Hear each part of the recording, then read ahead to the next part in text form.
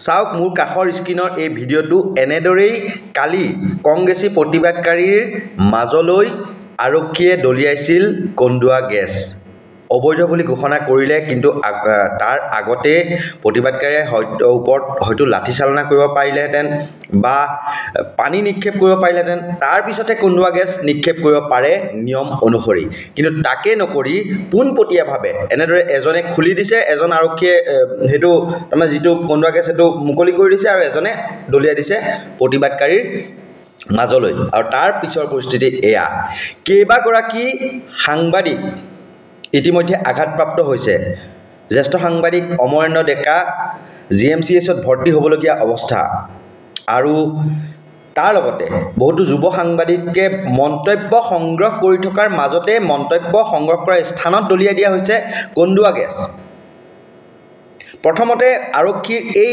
ভিজুৱেলটো আমি দেখুৱাই লৈছো আপোনালোকক চাওক কিদৰে এজন আৰক্ষীয়ে তেওঁৰ পিঠিত লৈ আছে এটা কন্দুৱা গেছৰ হেৰি তাৰমানে থোৱা বাকচ আৰু সেইটোৰ পৰা এটা কন্দুৱা গেছৰ যিটো টিয়াৰ গেছৰ যিটো তাৰমানে থাকে গোলা সেইটো উলিয়াই দলিয়াই দিছে প্ৰতিবাদকাৰীৰ মাজলৈ কিন্তু তাত বহুকেইজন সাংবাদিক আছিল সাংবাদিকে সেই সময়ত বাতৰি পৰিবেশন কৰি আছিল কিন্তু কোনো ধৰণৰ আগতীয়া জাননী নিদিলে পানী হিলৈ নিক্ষেপ নকৰিলে যিখন বৰুণ বাহনে আসলে পানী নিক্ষেপ কৰে সেয়া নহল লাঠি চালনা নহল কিন্তু লগে লগেই টিয়াৰ গেছ নিক্ষেপ কৰি দিয়াৰ ফলত এজন কংগ্ৰেছ কৰ্মী মৃদুল ইছলাম তেওঁ এজন পেছাত অধিবক্তা তেওঁ মৃত্যুক আকোৱালি লোৱাৰ লগতে বহুকেইগৰাকী সাংবাদিক কিন্তু আঘাতপ্ৰাপ্ত হ'ল বা গুৰুতৰভাৱে তেওঁলোক আহত হ'ল আৰু উশাহ নিশাহ লোৱাটো বহুতৰ সমস্যাৰ সন্মুখীন হ'বলগীয়া হৈছিল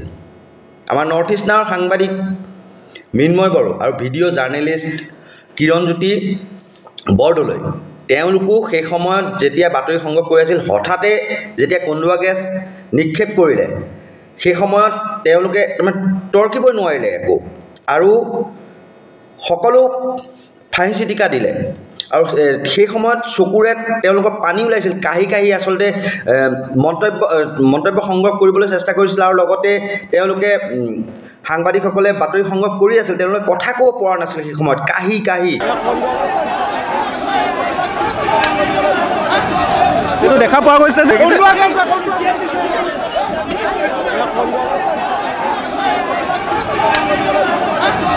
এইটো দেখা পোৱা গৈছে যে যিহেতু প্ৰতিবাদস্থলীত কন্দুৱা গেছ ইতিমধ্যে কন্দুৱা গেছ দিছে যিহেতু আৰক্ষী প্ৰশাসনে দেখা পোৱা গৈছে যে কন্দুৱা গেছ নিক্ষেপ কৰিছে আৰক্ষী প্ৰশাসনে যিহেতু আৰু এগৰাকী যুৱতী সাংবাদিকে মন্তব্য সংগ্ৰহ কৰি থকাৰ সময়তে কেনেকুৱা কি পৰিস্থিতিৰ সৃষ্টি হৈছিল আমাৰ হাতত সেই ভিডিঅ' আছে আপোনালোকলৈ বুলি প্ৰথমতে আমি আগবঢ়াই লৈছোঁ কিন্তু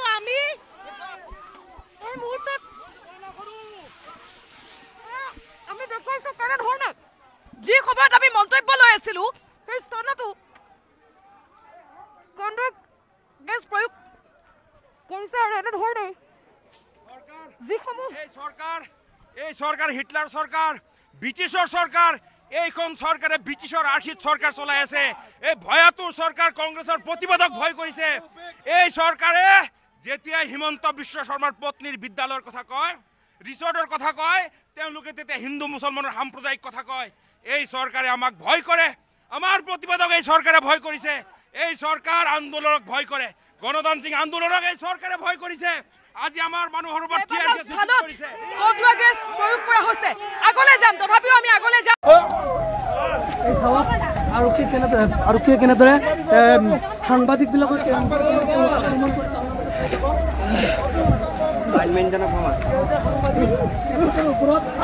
আৰক্ষীয়ে যি বৰ্বৰভাৱে এইদৰে প্ৰতিবাদকাৰীৰ মাজলৈ কোনো আগতীয়া জাননী নিদিয়াকৈ কন্দুৱা গেছ নিক্ষেপ কৰিলে তাৰ পিছত সাংবাদিকসকলৰ এই অৱস্থা চাওক কাহি কাহি কি অৱস্থা তেওঁলোক মই অলপ সেই ভিডিঅ' আপোনালোকলৈ বুলি আগবঢ়াই লৈছোঁ আৰক্ষীয়ে কেনেদৰে সাংবাদিকবিলাকক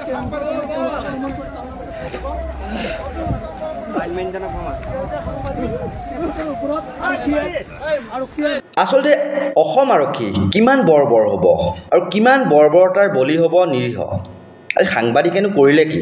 সাংবাদিকে আজি কংগ্ৰেছে নিমন্ত্ৰণ জনাইছে তেওঁলোকৰ যি ৰাজভৱন চলো কাৰ্যসূচী আছিল, সেই ৰাজভৱন চলো কাৰ্যসূচীৰ বাতৰি সংগ্ৰহৰ বাবে কংগ্ৰেছে আমন্ত্ৰণ জনাইছে। সেই অনুসৰি বিভিন্ন সংবাদ প্ৰতিষ্ঠানৰ সাংবাদিক গৈ পেলাই তাত উপস্থিত হৈছিল। আৰু সেই সময়তে কেৱল আমি এটা কথা কিন্তু লক্ষ্য কৰিলোঁ, সাংবাদিকে যিখিনি মুহূৰ্তত বাইট সংগ্ৰহ কৰি আছে সেই তাৰ মাজতে কিন্তু আৰক্ষীয়ে তেওঁলোকৰ কন্দুৱা গেছ নিক্ষেপ কৰি আছে। মানে টাৰ্গেটত সাংবাদিক নেকি? আৰক্ষী প্ৰশাসনৰ টাৰ্গেটত সাংবাদিকসকল আছিল নেকি? সাংবাদিকক আক্ৰান্ত কৰাৰ বা সাংবাদিকক আঘাতপ্ৰাপ্ত কৰাটোৱে তেওঁলোকৰ লক্ষ্য আছিল নেকি? কিহৰ বাবে এই পৰিস্থিতিৰ সৃষ্টি হৈছে? আজি সকলো সাংবাদিকে ক'লা বেজ পৰিধান কৰি তেওঁলোকে যি কৰ্তব্য সেই কৰ্তব্য সম্পাদন কৰিবলৈ গুৱাহাটী প্ৰেছ ক্লাবে ইতিমধ্যে আহ্বান জনাইছে। এয়াও এক প্ৰতিবাদ। এয়া গণতন্ত্ৰৰ প্ৰতি এয়া শুভ লক্ষণ হয়নে? কেতিয়াও হ'ব নোৱাৰে। গণতন্ত্ৰৰ এখন দেশত সাংবাদিকে বিৰোধী পক্ষৰ বাতৰি সংগ্ৰহ কৰিবলৈ যাব, শাসক পক্ষৰ বাতৰি সংগ্ৰহ কৰিবলৈ যাব, সেইটো তেওঁলোকৰ কোনো পক্ষ নাই। তেওঁলোক যিকোনো পক্ষত গৈ পেলাই বাতৰি সংগ্ৰহ কৰিব পাৰে। তাৰ অৰ্থ এইটো নহয় যে আৰক্ষীয়ে এইদৰে নিৰ্বিচাৰে কন্দুৱা গেছ নিক্ষেপ কৰি বহুকেইগৰাকী সাংবাদিকক আঘাতপ্ৰাপ্ত কৰিব। এইটো কেতিয়াও আৰক্ষীৰ লক্ষ্য আৰু উদ্দেশ্য হ'ব নোৱাৰে। প্ৰথমতে তেওঁলোকে পানী নিক্ষেপ কৰিব লাগিছিল প্ৰতিবাদকাৰী গালৈ, লাঠিচালনা কৰিব লাগিছিল।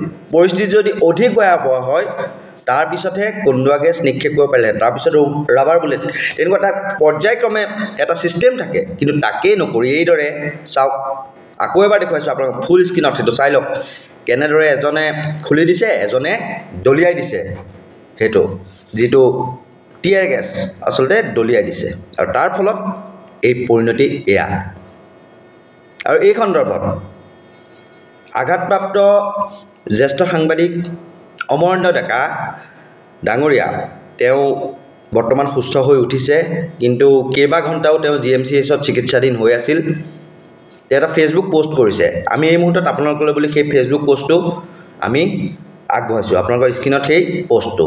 ফেচবুক যোগে অমৰেন্দ্ৰ ডেকাই লিখি কয়, সাংবাদিকতা মোৰ এক প্ৰচণ্ড নিচা। মই মোৰ কামটোক কিমান ভাল পাওঁ বুজাব নোৱাৰিম। কনফ্লিক্ট জ'নৰ পৰা ৰিপৰ্টিং কৰি মই ভাল পাওঁ। আজি কংগ্ৰেছৰ প্ৰতিবাদী কাৰ্যসূচীৰ মাজতে মোৰ সৈতে ঘটা ঘটনাৰ বাবে কাৰো ওচৰত একো অভিযোগ নাই। এয়া সাংবাদিকতাৰ এটা পাৰ্ট। মই বৰ্তমান সুস্থ। কিছু সময় পূৰ্বে GMCHত ECG, এক্স-ৰেকে ধৰি অন্যান্য পৰীক্ষাসমূহ সম্পন্ন কৰাৰ পাছত এইমাত্ৰ ঘৰ আহি সোমাইছোহি। আজি সমগ্ৰ দিনটোত বিভিন্ন স্থানৰ পৰা বন্ধু, আত্মীয় তথা শুভাকাংক্ষীসকলে ফোন আৰু মেছেজ যোগে খবৰ লৈ গৈছে। তেওঁলোকৰ মাজত আৰক্ষীৰ লোক আৰু BJP তথা ABVP কৰ্মীও আছে। মই সকলোৰে ওচৰত কৃতজ্ঞ। আনহাতে বহুতৰে ফোন আৰু মেছেজৰ সঁহাৰি দিব পৰাও নাই। বেয়া নাপাব, মই কিছু সময়ৰ পিছত যোগাযোগ কৰিম। অৱশ্যে মোৰ ১.৫ দশকৰ অভিজ্ঞতাৰ পৰা কওঁ, আজিৰ প্ৰতিবাদী কাৰ্যসূচী প্ৰকৃততে মানুহে প্ৰাণ হেৰুৱাবলগীয়া ধৰণৰ নাছিল। লগতে সাংবাদিকে ৰাজনৈতিক নেতাৰ বাইট লৈ থকা নিৰ্দিষ্ট স্থানলৈ লক্ষ্য কৰি টিয়াৰ গেছৰ চেল নিক্ষেপ কৰাৰ অভিজ্ঞতাৰ সন্মুখীন প্ৰথমবাৰৰ বাবে হৈছোঁ। নিশ্চয়কৈ চাওক, সাংবাদিকে মন্তব্য সংগ্ৰহ কৰি থকা স্থানলৈ লক্ষ্য কৰি পেলাই টিয়াৰ গেছ নিক্ষেপ। চাওক এই দৃশ্য, টিয়াৰ গেছ দলিওৱাৰ সময়ৰ দৃশ্য পুনৰ এবাৰ দেখুৱাইছোঁ। কেনে স্বৈৰাচাৰী হ'ব লাগিব হিমন্ত বিশ্ব শৰ্মা নেতৃত্বাধীন গৃহ বিভাগৰ আৰক্ষী, কিমান বৰ্বৰ হ'ব লাগিব। আচলতে এওঁলোকক পুনৰ প্ৰশিক্ষণৰ সময় আহি পৰিছে, কাউন্সিলিঙৰ প্ৰয়োজন আহি পৰিছে। তেওঁলোকে অপৰাধ নিয়ন্ত্ৰণতো চূড়ান্ত ব্যৰ্থই, কিন্তু নিৰীহ প্ৰতিবাদকাৰীক আক্ৰমণ কৰিবলৈ গৈ সাংবাদিকৰ ওপৰত এই আক্ৰমণ, এই গণতন্ত্ৰৰ চতুৰ্থ স্তম্ভৰ ওপৰত আক্ৰমণ শুভ লক্ষণ কেতিয়াও হ'ব নোৱাৰে। প্ৰতিক্ৰিয়া আছে আমাৰ হাতত।